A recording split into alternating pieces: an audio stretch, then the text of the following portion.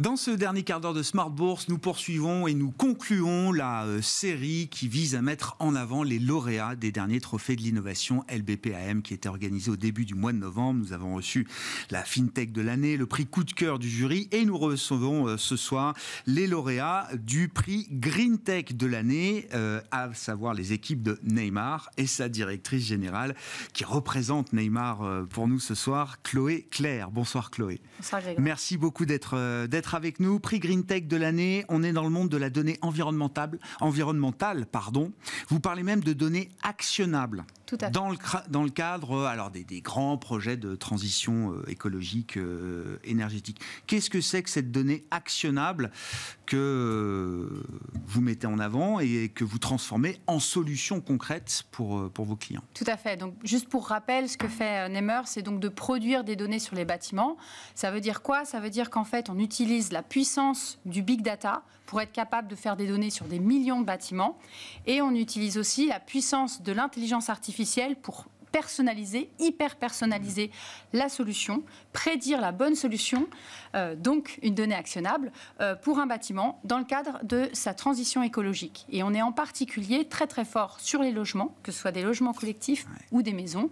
Et donc la donnée actionnable, c'est par exemple dans le cas de la rénovation énergétique, de savoir quelle est la performance énergétique d'une maison, mais surtout, quels seraient les bons travaux à faire, quel serait le retour sur investissement et comment est-ce qu'on peut guider la personne vers justement une meilleure valorisation de son bien, une valorisation à la fois évidemment financière, mais aussi ce qu'on appelle une valeur verte. C'est beaucoup plus que de la donnée brute, c'est de la donnée alors actionnable comme vous dites, mais c'est un projet de solution clé en main optimale pour exploiter au mieux le potentiel écologique ou révéler le potentiel écologique. Non mais je reprends la terminologie de Neymar. Non mais je trouve ça très intéressant. Partant évidemment, alors on a tous en tête la problématique du bâtiment, de la rénovation du bâtiment et de l'enjeu que ça représente devant nous. Et j'aime bien l'idée quand on parle de révéler le potentiel écologique justement de l'immobilier existant.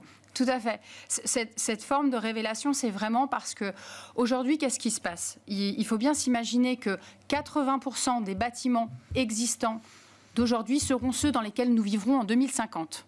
Qu'est-ce que ça veut dire? Ça veut dire qu'en fait, il faut qu'ils soient viables. Or, aujourd'hui, on sait que plus de la moitié des logements français ne sont pas viables tels qu'ils sont aujourd'hui pour 2050.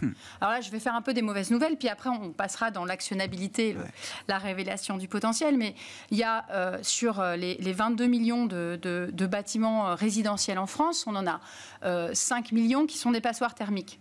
Mais on en a aussi 11 millions qui sont à risque sur des inondations et on a pu le voir dans les actualités malheureusement il y a la semaine dernière et je pense encore même en ce moment ça n'arrête plus donc. Exactement et puis il y en a 10 millions qui sont touchés par ce qu'on appelle le phénomène de retrait et gonflement d'argile, etc. etc.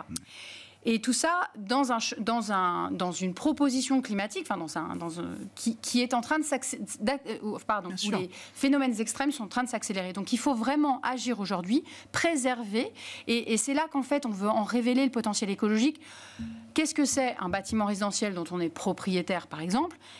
C'est un pari sur l'avenir, un pari financier, enfin pas un pari d'ailleurs, un patrimoine financier qu'on veut garder et qu'on veut préserver, et pas seulement pendant les 20 ou 25 ans de son prêt, mais bien pendant les 50 prochaines années.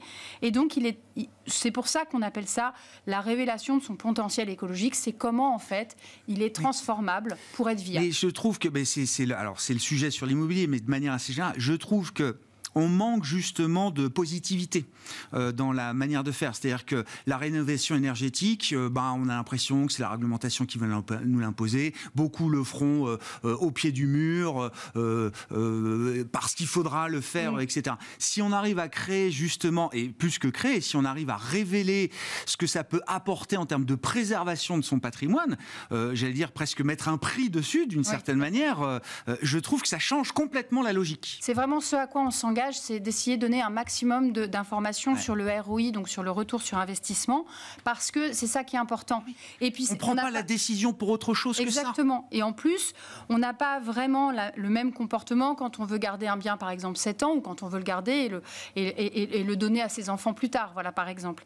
Et donc, c'est vraiment là-dessus qu'on a fait un focus, en fait, pour pouvoir voir comment gérer son patrimoine. Et par exemple, sur l'installation de panneaux solaires sur sa toiture, on est capable de proposer la solution optimale économiquement. Puis, il y en a une, et il y en a aussi une qui décarbone plus. Il se trouve que juste les aides, la façon dont on autoconsomme ne fait pas que installer un maximum de panneaux solaires est le projet le plus rentable. Par contre, c'est le projet qui décarbone le plus. Donc chacun peut choisir aussi en fonction de ses envies pour l'avenir. Renseigner les choix. Oui, et de plus, on dit, OK, on est un peu guidé par le financier, c'est sûr, mais par exemple, sur cet aspect réglementaire, il y a la réglementation sur la rénovation énergétique. Mais en même temps, on a bien vu qu'avec l'augmentation de l'énergie, finalement, on serait assez content de payer nettement moins d'électricité ou en tout cas d'énergie. Et donc, en fait, tout ça va aller ensemble. Sur le confort d'été, par exemple, là, ça fait quand même quelques étés qu'on voit bien que les canicules s'installent, en particulier dans des villes qui ne sont pas faites pour la canicule. Celles du Sud ont beaucoup d'arbres, beaucoup d'ombre, mais les villes plus du Nord et continentales ne sont pas faites pour cela. Et donc, si on fait une rénovation de son logement, de sa maison, eh bien, on aura aussi un confort d'été, plus d'inertie, etc. Et on sera mieux.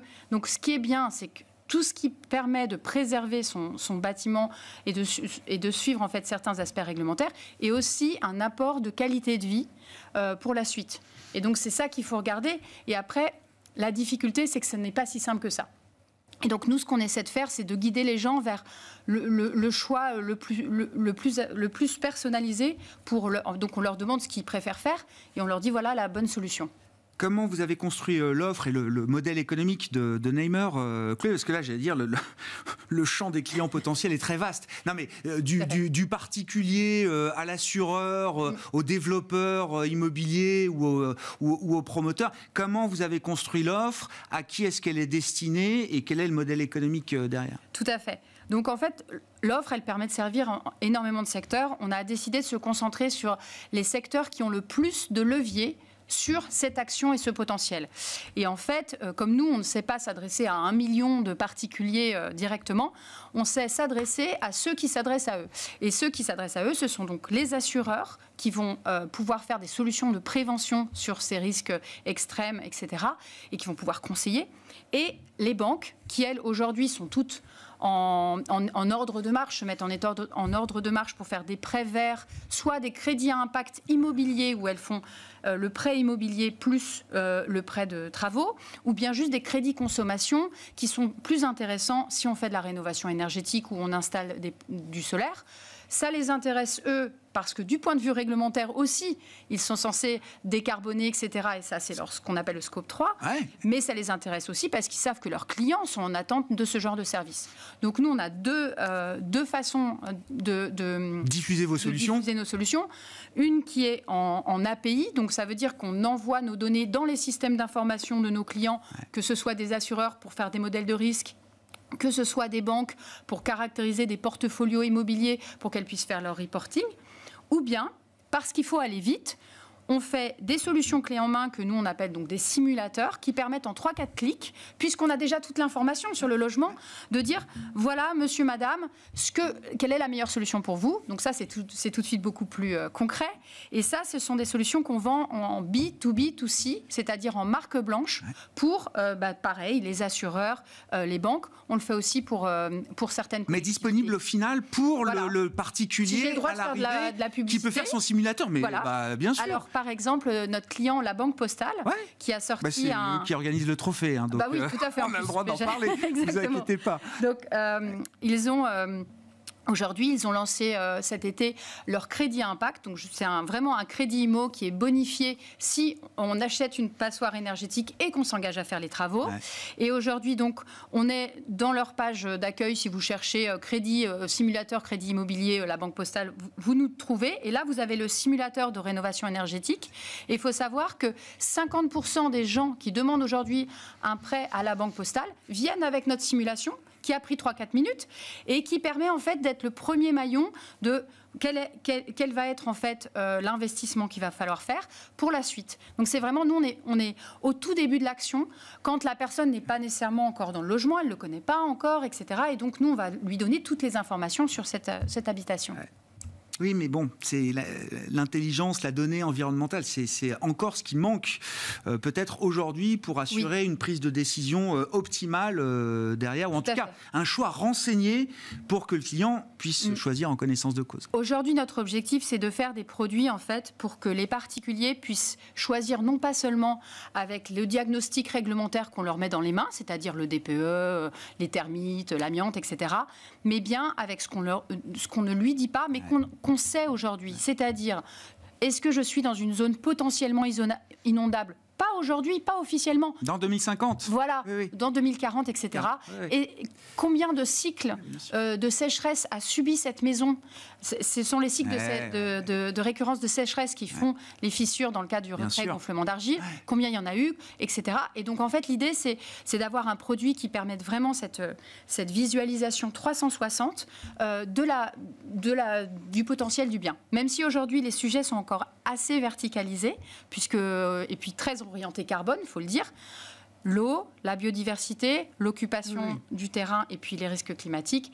Il faut une vision holistique, effectivement, de ces sujets. Exactement. Et aujourd'hui, on a toutes les informations technologiques pour pouvoir les mettre dans les mains des particuliers via nos clients qui veulent leur donner plus de services. Merci beaucoup, Chloé. Merci d'être venue nous parler de Neimer. Vous êtes la directrice générale de Neimer et félicitations encore aux équipes de Neimer pour ce prix de la Green Tech de l'année qui vous a été remis à l'occasion des trophées de l'innovation LBPAM qui se déroulaient au début de ce mois de novembre.